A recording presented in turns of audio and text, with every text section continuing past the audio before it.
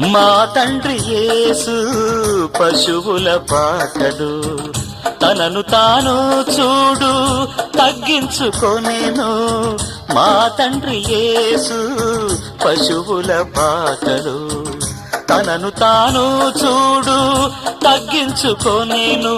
కుమారుడు క్రీస్తు ఒలివల తోటలో, కుమారుడు క్రీస్తు ఒలివల తోటలో మోకాళ్ళ కన్నీళ్ళ ప్రార్థించే చూడు.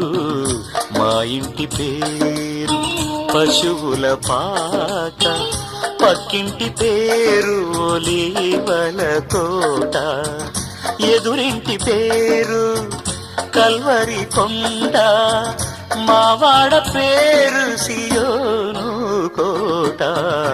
మా ఇంటి పేరు పశువుల